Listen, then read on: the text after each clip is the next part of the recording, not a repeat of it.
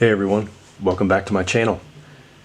Today I want to talk about school lessons, and a lot of the times when you get assignments you feel stuck and you don't really know what to do. I get a lot of inquiries about that, probably more so than any creature design question that I can possibly answer. And I understand that going to school has its ups and downs. I went to school and it was for industrial design. And a lot of the assignments that we had, were pretty tough, especially the ones that, were making us draw a lot. At the same time, you want to embrace those types of assignments because they're definitely going to make you grow. That's really besides the point. Today's lesson is actually about getting those assignments, and you're hit with the daunting task of producing a certain number of sketches, or you have a big deadline and you just can't seem to figure out how to finish your projects, or all of your stuff just sucks. And we've all been in that boat before, where we have big aspirations in the middle of the project, or the beginning of the project, and then all of a sudden as the project unwinds and we start to gather our references, we start to draw, all of a sudden everything is just awful. Like we start drawing and we look at our other classmates and we're going, why does your stuff look so much better than mine? And that brings up the first point. Stop comparing yourself to your classmates. That's one of the worst things to do, for more than one reason. Like the main one is just for your own sanity. Okay, stop comparing yourself. Easier said than done, of course, but let me dive a little deeper into that. Let's say that you're the best artist in your class, okay, and you're used to always being the best, and every school you go to, you're like, hey, you're the best, you're going to do good. Don't get complacent because of that.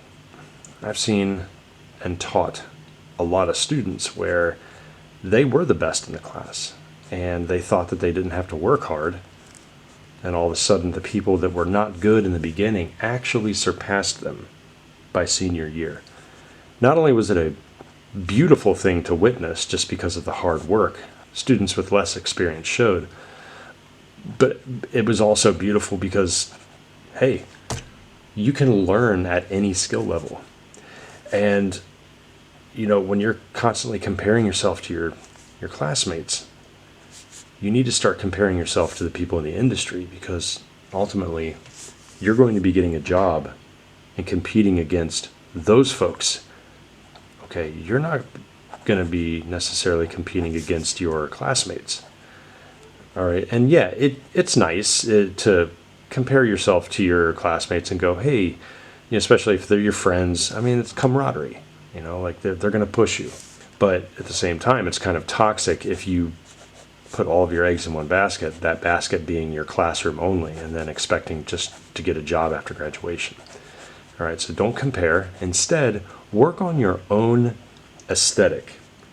Work on your own study habits, your own skills and reference gathering, and constantly remind yourself why you're doing what you're doing. That's it, as far as studying the subject matter goes. Okay, if you're in entertainment design, if you want to be a concept artist, an illustrator, doesn't matter. You need to constantly ask yourself, why am I doing this? Why am I doing this?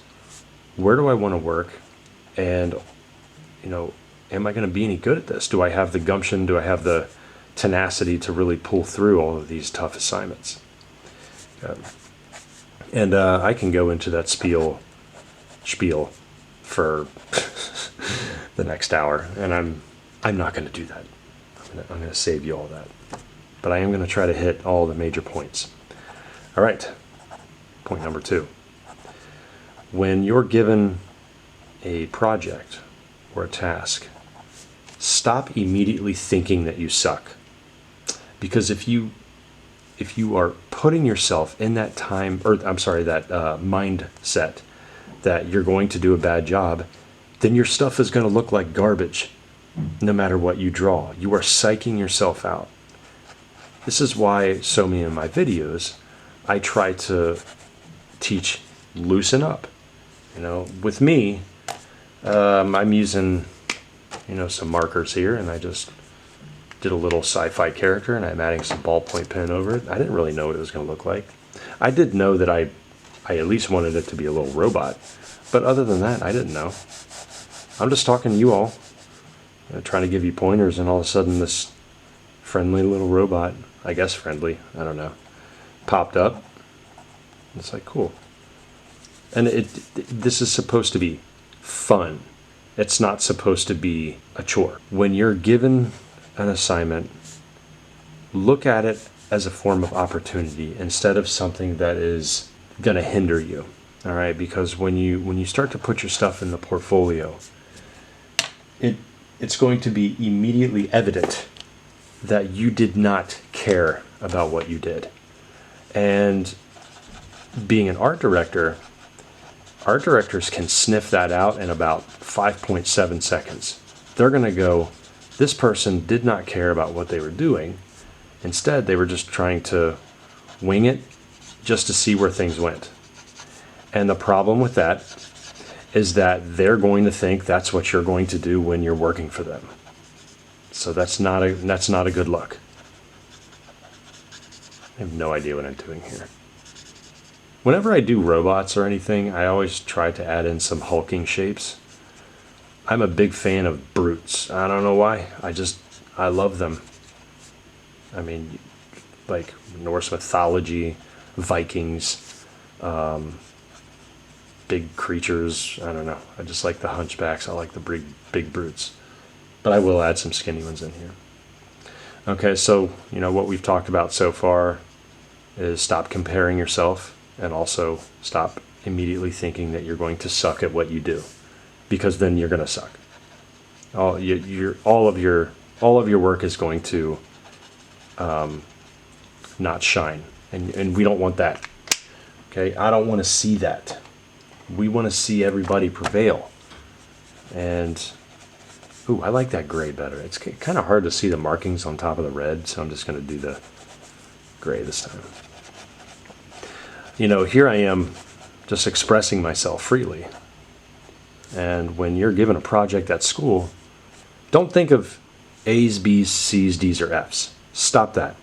Stop thinking about GPA. Well, I mean, if you're on scholarship, yes. But listen, if you're enjoying what you do, your work is going to show that.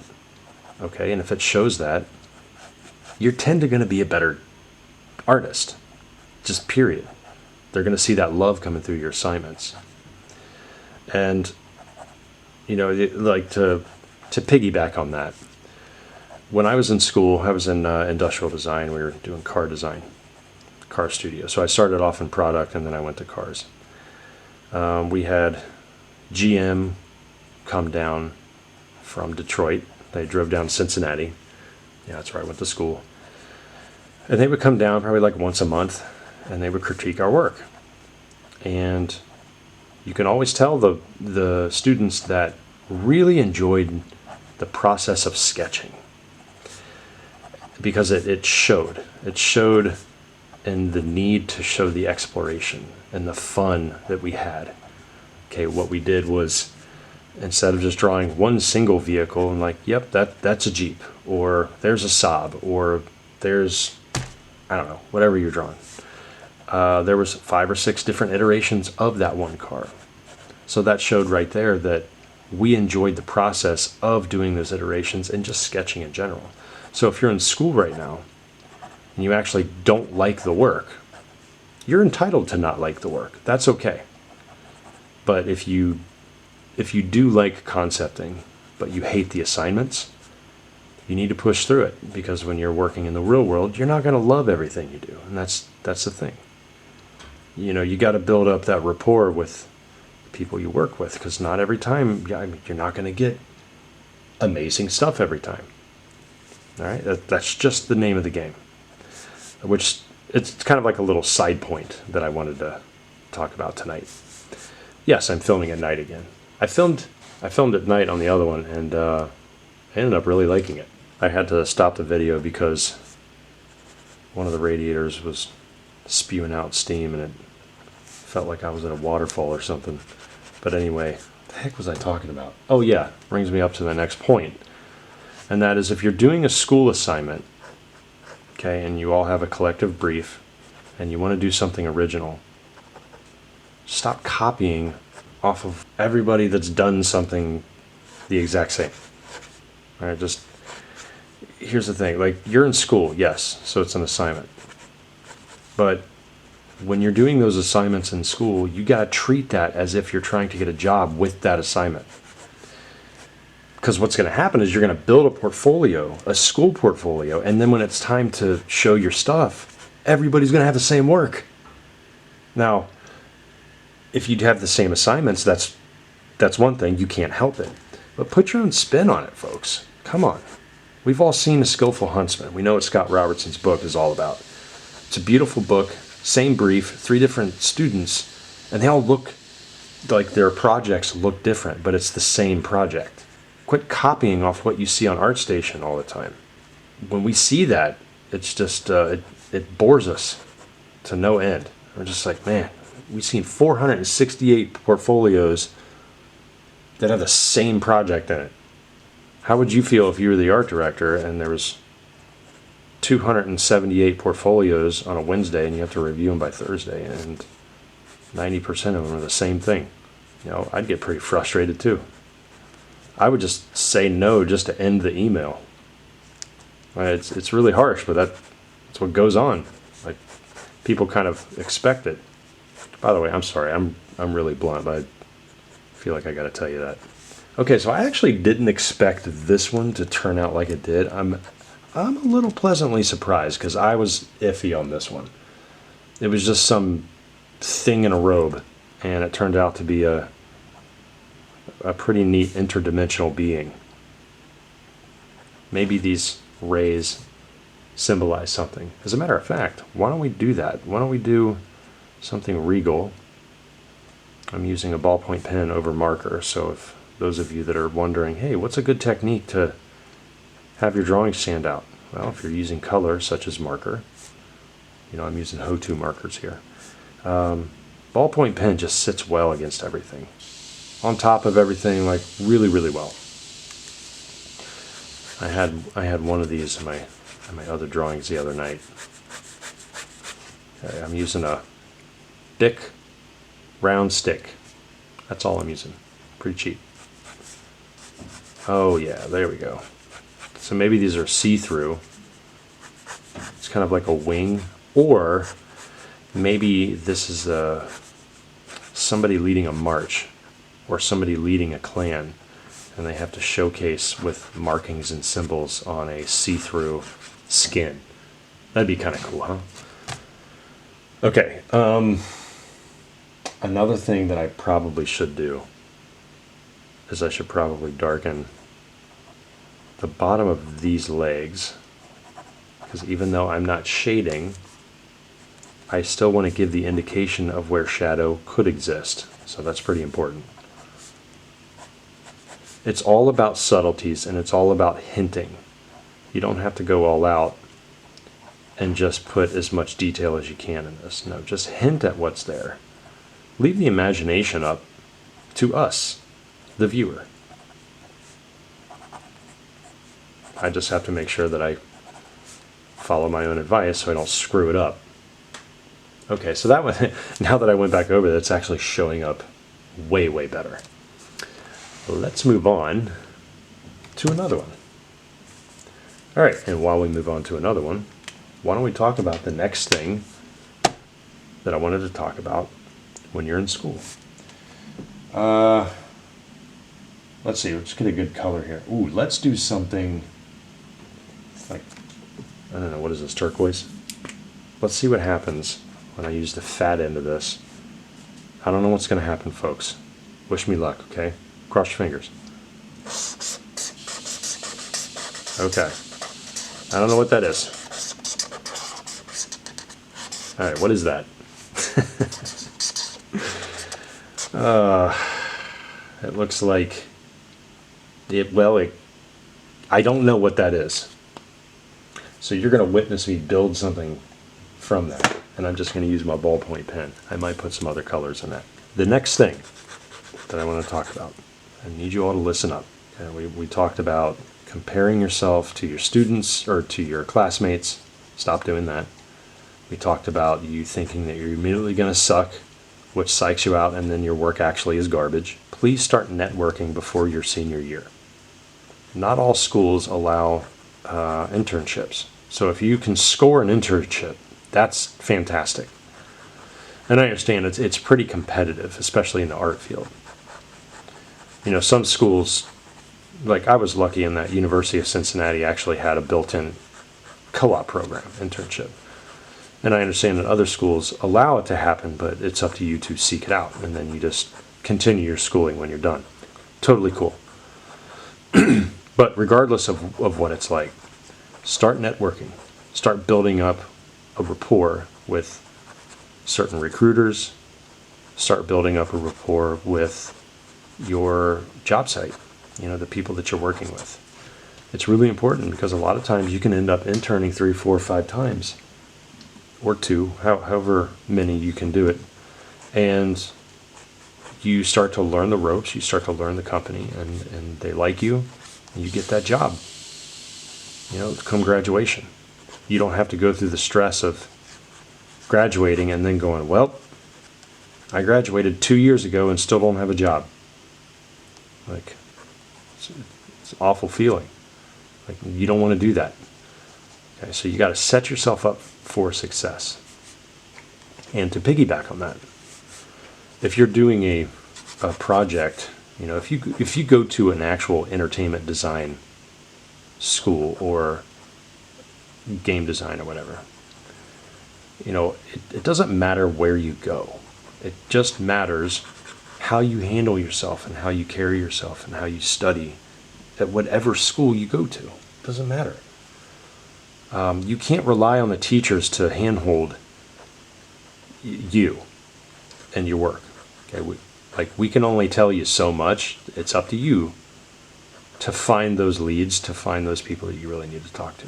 You know, that's why I advocate for LinkedIn. That's why I advocate to go to conventions like GDC, PAX. It's just so many different ways that you can network and build up an awesome relationship with people.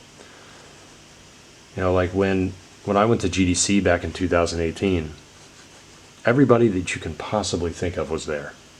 And of course, if you're familiar with GDC, I mean, you know the ropes. It's at the Moscone Center, 30,000 people, got your hotel, rooming up with people, doesn't matter. And every company that you can imagine is there. They got the recruiters out. You know, they're all wanting to hire new people, fresh faces, fresh portfolios. And then they got what's called Portfolio Day, which is on a Friday. I don't know if they still do it like that. Those of you that still go to GDC, just let me know what they still do. Because when I went, you know, it's better to network during the entire week. Because on student day, good luck. Good luck.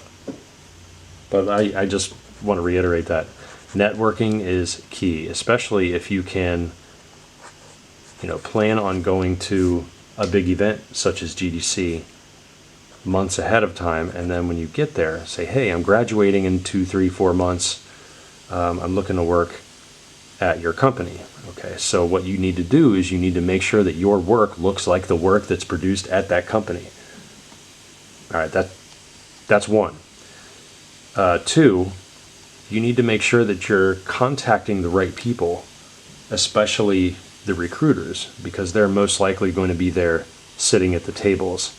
Art directors will be there, but the recruiters most of the time are trained to know what to look for, so they're going to know if your work is not good in about 10 seconds. They're going to be like, no, that's awful. But they're not going to tell you that. They're going to think that. All right, and then it's like the harsh reality. So when you're networking, it's a really good idea to get professional opinions on your work before you post it online. That's just the way it is. I remember when I went, I always heard that the Wi-Fi sucks. It's like the Wi-Fi sucks in pretty much any venue you go to. So it's a good idea to make your portfolio accessible off the web, so that when you're sitting with a recruiter or an art director at an event, you're not fumbling around looking like an idiot You know, oh, well, my portfolio's not loading. Can I come back? And be like, they don't want to see you again. Like, you had one chance. Okay. If they're nice, then they'll see you again. But you know, they got like 250 students in line on student day to view work, and 80% of them all have the same looking work anyway, so they're tired and they want to go home. You know, so you got to network, try to get an interview before you before the week's over. Just be like, hey, here's my business card. Get a business card. You know, get a teaser, a portfolio teaser. If your portfolio is 30 pages, make a teaser that's about 5 or 6, and you know, maybe like 2 of your best images. Actually, your portfolio, if you only have 3 good images, then that's your portfolio. But that's a rant for another day. I don't even know what I'm doodling. Here, let me move this over. I don't know if that's in focus. Is that in focus over there? Probably not. There we go. I'll set it up like this. Let's add some shadows in here, shall we? Just to add a little bit of dynamic flair. Make them look like they're occupying space. This is a team. And you can't have thumbnails without numbering them. There you go. So if you enjoyed today's lesson about what you should do while being a student, hopefully it was an eye-opener. I mentor folks too. So I mentor students. I've taught at university, I've taught online, the better part of 11, 12 years.